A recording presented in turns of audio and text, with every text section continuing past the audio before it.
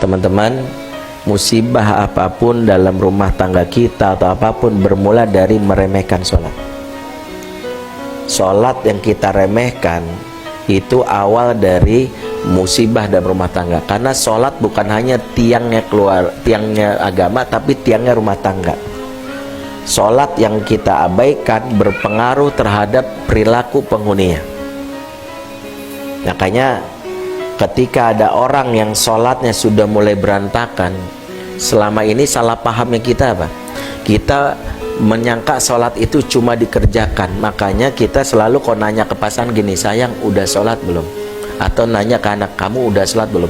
Sekedar udah sholat itu bukan perintah Quran. Perintah Quran bukan mengerjakan sholat. Salah. Perintah Quran adalah aqimis sholat, tegakkan sholat. Karena sholat yang dikerjakan tapi tidak tegak, tidak berdampak kepada diri. Itu yang disebutkan dalam surat Maryam ayat 59. Faqalafa min ba'dihim khalfun awda'u shalah wa tabau syahwat. Kelak akan muncul di belakang mereka generasi yang suka mengabaikan sholat dan mengikuti hawa nafsu. Ayat ini tidak mengatakan meninggalkan sholat, tapi mengabaikan. Tahu yang mengabaikan? Dia sholat, tapi satu, sholatnya pas injury time, saat zuhur menjelang asar tadi ya, saat subuh menjelang duha ya, sholat suha namanya ya. Ada orang sholat duha pakai kunut kan ada ya. Kok duhanya pakai kunut enggak di subuh kesiangan gitu. Itu sebenarnya itu yang kayak gitu tuh. Nah, sholat duha pakai kunut, yang subuh kesiangan, suha atau apapun, itu ciri sholat yang enggak mukimah. Ente sholat tapi enggak dampak. Itu yang pertama. Yang kedua, sholatnya buru-buru. Sholat padahal sholat itu adalah salah satu yang menguatkan. Sholat ada training atas apa yang selama ini kita minta. Kenapa kita bermasalah, nggak sabar dengan kelakuan pasangan? Kenapa kita mudah marah sama anak kita yang mengatakan, ih kamu tuh mama? Ingat, emosi yang menderas itu ibarat tang air yang dia akan luber ke sisinya kalau tanggul yang membatasinya itu jebol. Tanggul ini tergantung, ada yang dari baja, ada yang dari triplek. Kalau baja sederas apapun ditahan, tapi kalau dari triplek jebol. Tanggul ini namanya as-sobru, kesabaran. Nah, kesabaran itu sangat erat kaitannya dengan kualitas sholat. Makanya kalau dalam Quran digandeng tuh, wasta'inu bisobri wassalah, minta tolonglah kepada Allah dengan sabar dan sholat. Tahu nggak kenapa sabar dan sholat digandeng? Karena ukuran kesabaran kita tergantung ukuran sholat kita. Contoh, siapa yang sholatnya kalau capek masih gini, Allah Assalamualaikum warahmatullahi wabarakatuh, pasti nggak sabaran. Saya jamin, pasti nggak sabaran. Orang yang sholatnya masih buru-buru pas lelah menunjukkan dia nggak sabar. Bersama Allah aja nggak sabar, apalagi sama makhluknya. Maka begitu suami pulang, kamu tuh sudah ditarik mas, gara-gara suami naruh handuk di kasur. Kamu tuh berantakin aja sih, benar nggak sabar. Kenapa? Karena kita sholatnya berantakan. Makanya kekuatan pertama, jadi kalau dia tanya, Ustadz gimana cara biar sabar sama pasangan, perbaiki kualitas ini. Secapek-capeknya kita latih, secapek-capek kita latih biar sholat kita tetap tumakninah. Allahu Akbar. Makanya saya sarankan teman-teman ikut pelatihan sholat khusyuk yang ada di manapun. Pelatihan sholat khusyuk itu penting. Gak perlu bikin nih musyawarah pelatihan sholat khusyuk, karena awalnya dari situ.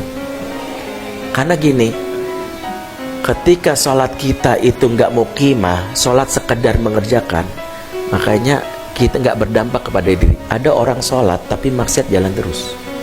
Karena sholat itu kalau mukimah, aqimis sholah, inna sholata tanha anil fahsya'i wal munkar.